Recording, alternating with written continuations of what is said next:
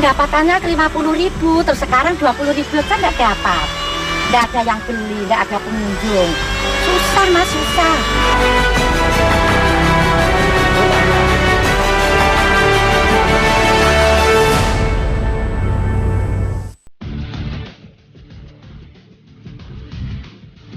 Indonesia adalah salah satu negara yang menyimpan kekayaan alam begitu melimpah. Darat, laut, dan udara begitu kaya, indah, dan menawan.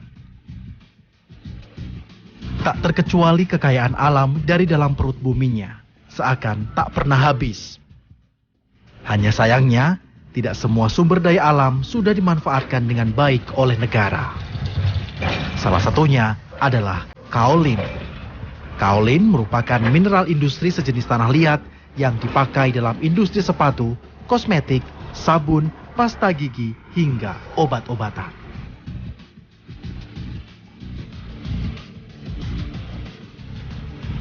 Perjalanan tim Indonesiaku kali ini mengantarkan kami ke wilayah Kabupaten Blitar, Jawa Timur.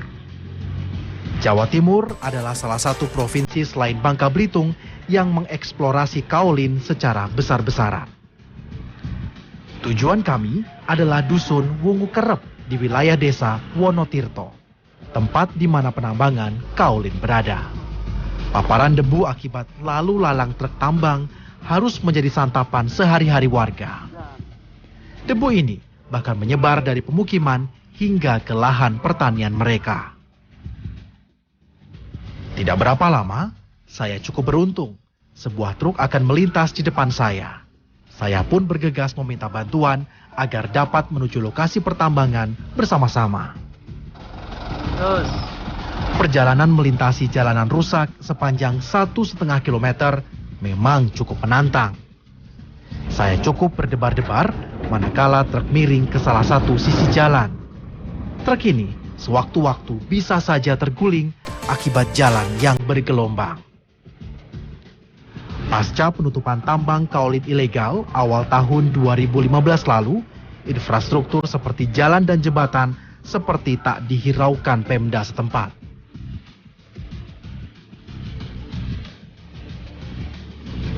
Blitar Selatan memiliki kekayaan alam yang begitu luar biasa. Dan salah satu kekayaan alam yang dimiliki oleh kabupaten ini adalah adanya pertambangan kaolin seperti yang Anda dapat lihat di samping saya ini. Sayangnya pemerintah daerah masih belum memberikan perhatian yang penuh, bahkan usaha yang maksimal terhadap perkembangan pertambangan di sini. Padahal kegiatan pertambangan dapat menghasilkan pendapatan asli daerah dan juga meningkatkan kesejahteraan hidup masyarakat setempat. Lalu bagaimanakah sebenarnya pertambangan di sini dapat berlangsung hingga saat ini? Pemirsa, ikuti penelusuran saya dalam Indonesiaku kali ini.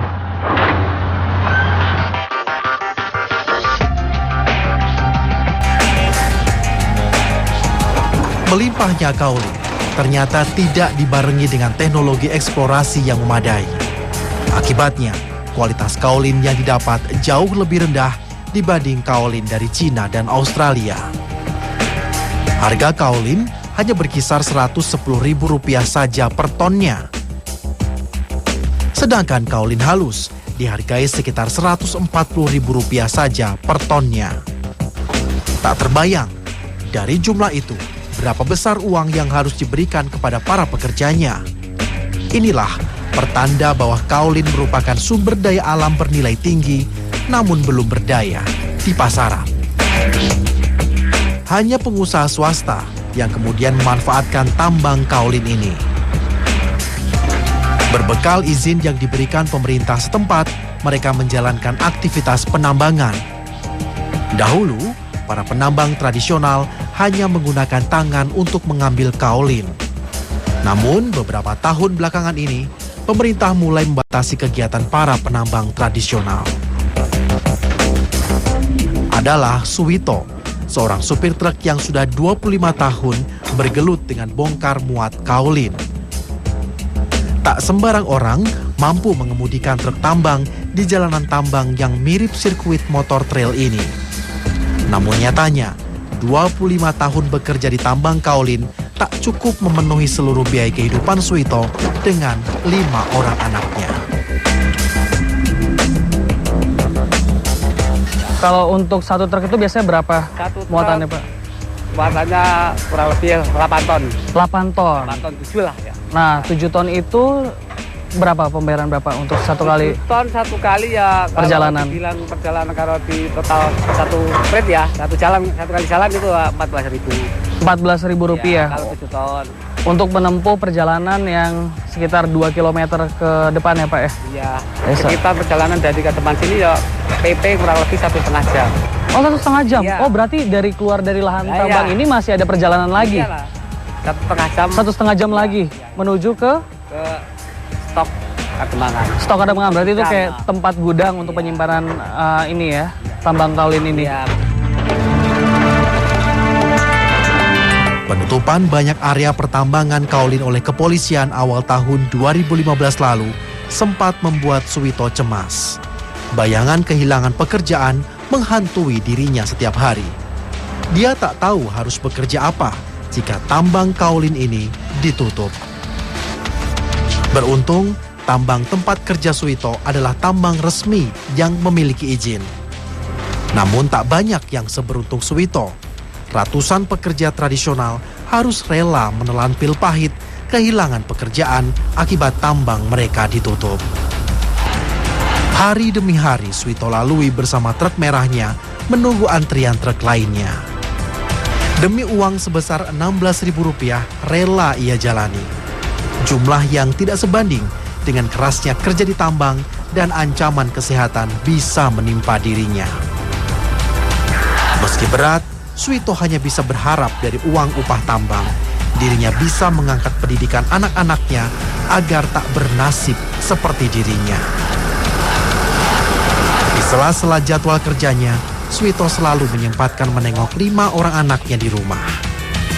Ini dilakukan karena sang istri tidak berada di rumah. Sama dengan Suwito, istrinya tengah berjuang menjadi tenaga kerja di Malaysia. Di tangan dirinya lah, malaikat-malaikat kecil ini menanti kasih dari orang tua di rumah. Setelah menengok anaknya, Suwito melanjutkan perjalanan ke gudang pengumpulan kaolin. Karena sebelum menuju Surabaya, kaolin-kaolin ini harus terlebih dahulu dikumpulkan di gudang. Jalanan hancur selama 1 jam masih harus menjadi santapan perjalanannya menuju gudang pengumpulan. Tambang kaolin ilegal memang telah ditutup oleh kepolisian Blitar. Namun areal tambang yang ditinggalkan menyisakan persoalan tersendiri bagi warga desa Wonotirto. Sebanyak 37 desa terancam kekeringan. Pegunungan tandus serta hutan gundul bekas kegiatan tambang tak lagi mampu menahan air tanah dan hujan.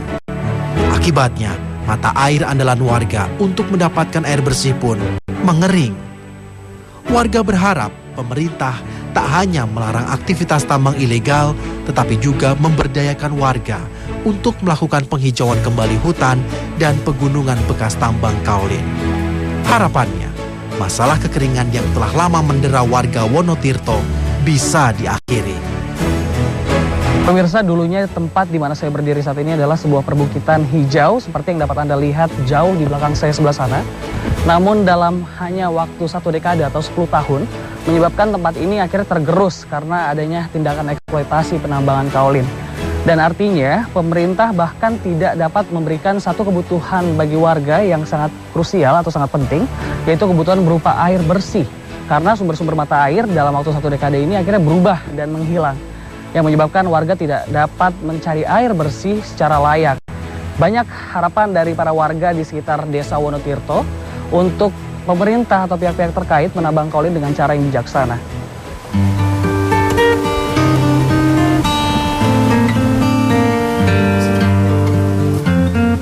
Warga berharap ada solusi jangka pendek seperti adanya pasokan truk tangki air bersih ke desa mereka. Namun sayangnya, hingga hari ini pasokan air itu belum juga ada. Mana Bu? Aja. Dilema penutupan tambang tak ubahnya buah simalakama. Penutupan tambang kaolin ternyata juga berdampak pada pedagang kecil di sekeliling tambang. Yang masih bagus. Ibu Jemi salah satunya. Pemilik warung di dekat lokasi tambang ini mengaku susah mendapatkan uang semenjak tambang banyak ditutup. Udah ada orang jual air itu biasanya kalau orang jual air itu berapa sih Bu? Ya orang satu, cuma ya giliran gitu loh Mas. Berapa satu, itu? Harganya 150. Tapi kalau aku ndak punya uang 150 ya ndak minum Mas, cuma nunggu hujan. Tadi Ibu bilang kan pendapatannya cuma 20.000 bahkan per hari ya. Terus Ya untuk beli air? Ya ndak beli kalau ndak punya uang. Gitu aja.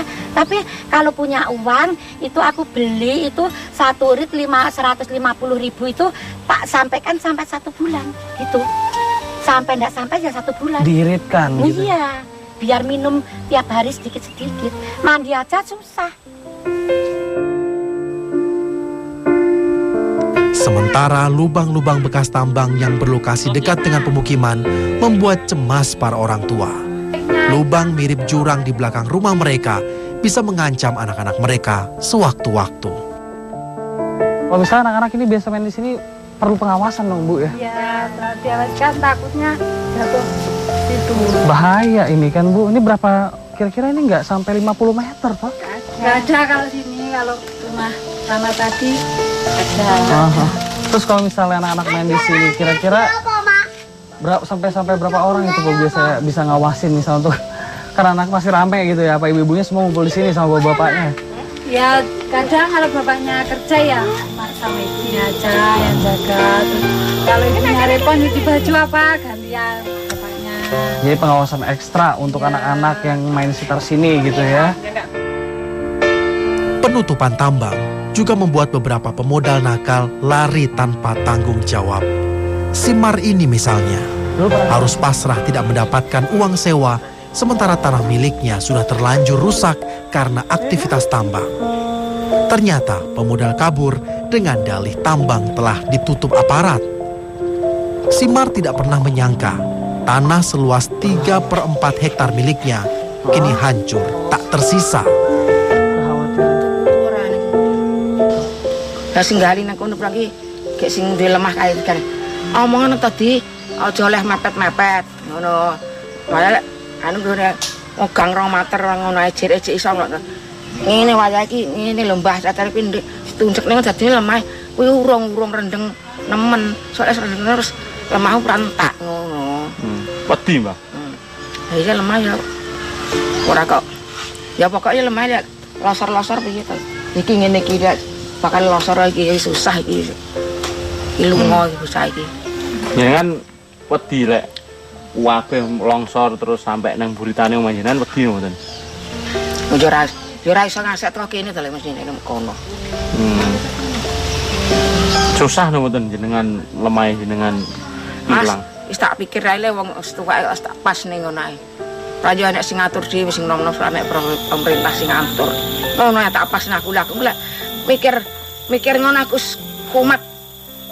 Nah naik lagi.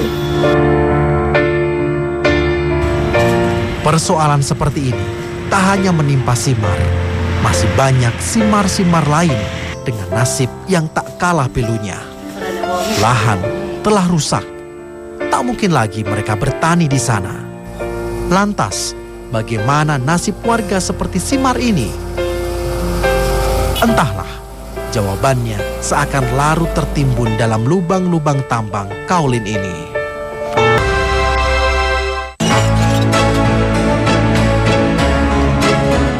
Penutupan tambang di Blitar seakan pisau bermata dua. Di satu sisi bisa membasmi para pemodal nakal yang hanya mengejar untung namun cenderung merusak alam. Di sisi lain, kondisi yang telah berlangsung lama mengakibatkan sebagian warga begitu tergantung hidupnya dengan aktivitas tambang. Penutupan tambang berakibat hilangnya mata pencaharian mereka seketika. Inilah yang menjadi pekerjaan rumah pemerintah daerah agar kebijakan penutupan tambang mampu menjaga kelestarian alam sekaligus menyelamatkan warga dari kehilangan mata pencaharian penopang hidup mereka. Memang ada banyak sekali bentuk penambangan yang saat ini sedang ditutup Pak. Dan banyak masyarakat yang sebenarnya mengeluhkan bahwa kegiatan ekonomi di sekitar penambangan itu menjadi tidak teratur. Artinya bahkan mereka tidak bisa berdagang untuk warung-warung kecil di sekitar tambang dan juga adanya ketidaktersediaan air di tempat itu sebenarnya seperti apa langkah-langkah pemerintah untuk lebih dapat Iya. enhance rakyat? Setelah itu ada langkah-langkah penertiban, ini langsung kita bergerak cepat ya, tim kita. Tahun ini rencananya Pak? Tim ini kita bentuk tim pelayanan terpadu ini nanti. Ini sudah kita bentuk dan mereka sudah bergerak untuk konsultasi dengan Provinsi Jawa Timur. Karena izin pertambahan ini kemarin kan dioper oleh gubernur ya. Rencana target pemerintah hingga kapan Bapak untuk semua kegiatan pertambangan akan berlangsung seperti kembali seperti biasa? Ya. Dengan perizinan yang benar pasti. Berlama-lama kita dikejar oleh waktu, kita tentunya melihat situasi di lapangan, tentunya kita harus bergerak cepat. Namun bergerak cepat ini tentunya kita tidak mungkin bisa mentarget 1 bulan, 2 bulan, karena ini menyangkut permasalahan-permasalahan yang harus kita selesaikan secara terpadu. Setahun 2 tahun mungkin? Oh, tidak sampai nanti. Tidak sampai setahun. Ya. Pola pemberdayaan warga bisa jadi adalah model usaha yang paling ideal untuk diterapkan. Sebuah rumah usaha keluarga mampu melibatkan banyak warga dengan usaha kerajinan gerabah antik. Rumah usaha ini berdiri dari upaya pemerintah Kabupaten Blitar pada tahun 1995 untuk menjadikan tempat ini sebagai sentra kerajinan tanah liat dan kaolin. Namun, seiring berjalannya waktu, komitmen pemerintah setempat seakan lekang oleh waktu. Pergantian pemimpin daerah tak menyisakan ruang untuk proyek ini berjalan. Meski sempat melewati masa krisis pada 1998 dan 2008, rumah usaha tetap berjalan dan berproduksi. Bahkan, rumah usaha ini mampu memberdayakan warga Desa Plumpung Rejo, Blitar Selatan. Caranya yaitu dengan menerima berbagai bentuk kerajinan gerabah dari 105 kepala keluarga di Desa Plumpung Rejo. Rumah usaha Kundi Jaya mampu menghasilkan 100 kerajinan tangan setiap harinya dengan omset rata-rata 25 juta rupiah per bulan. Ada 50 model gerabah antik mulai dari gerabah bentuk kecil hingga gerabah bentuk besar. Gerabah-gerabah berbahan dasar kaolin ini nantinya akan dikirim ke sekitar Jawa Timur. Pemirsa, ternyata di tengah-tengah ketidakpedulian beberapa pihak untuk memanfaatkan tambang kaolin, masih ada segelintir orang yang mau memanfaatkan tambang ini dengan membentuk kerajinan seperti di belakang saya ini. Kerajinan ini bernilai tinggi dan ini setidaknya menjadi bukti nyata bahwa suatu kegiatan yang berarti akan membuahkan hasil yang selalu lebih baik ketimbang menunggu proses belaka. Pemirsa, demikian Indonesiaku kali ini. Terima kasih dan sampai jumpa.